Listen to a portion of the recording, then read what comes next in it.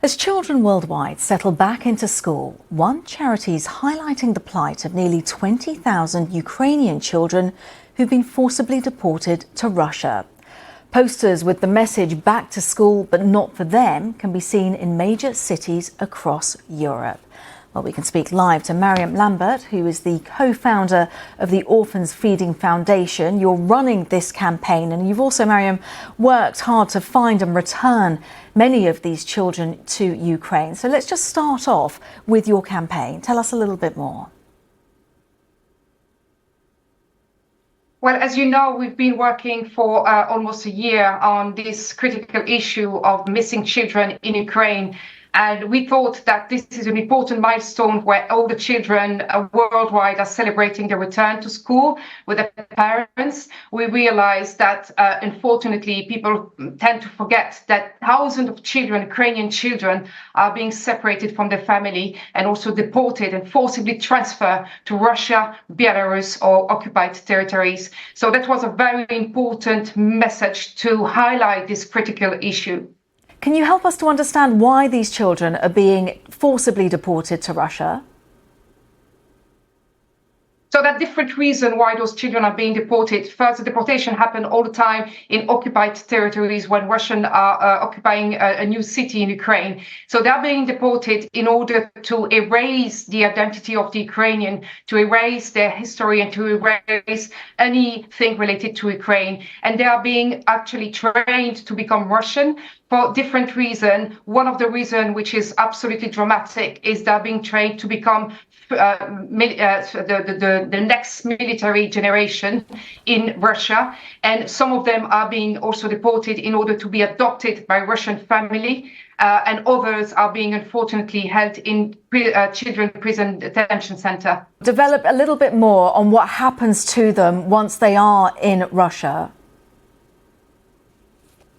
So they are not all in Russia. It is important to highlight that some of them have been transferred to occupied territories, some in Russia. When they are in Russia, what happens is that those children, their passport are being changed and they are getting a Russian passport. Sometimes their identity, their birth certificate are being changed, the name are being changed. In a worst case, we have also evidence that their fingerprints are being burned in order to really not be able to trace them back.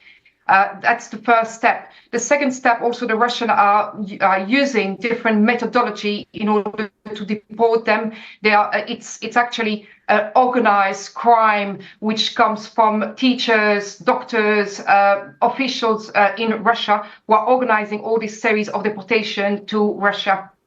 And I know that you've managed to bring some of these children back. Mariam, can you give us an example of a child who you've returned back to their family?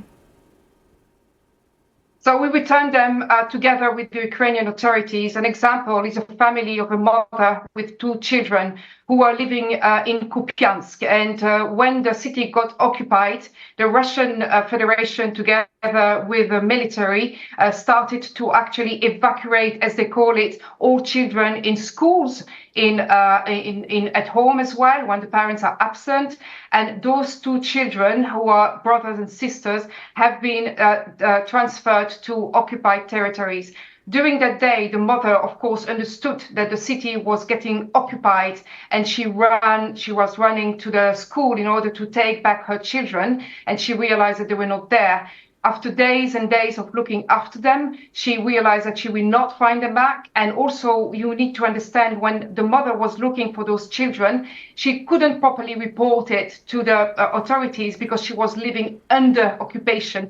And she had to wait 8 months until the city got liberated again in order to report the missing children and to report that to the Ukrainian authorities. Together, it takes like months and months in order to trace them, to find the location, to identify them, and to reunite them with the mother, which happened actually in total 9 months later after she lost their children. They were able to be reunited 9 months later at the Ukrainian border, where I was also there to witness this horrific situation, but also the joy of this family to find themselves again.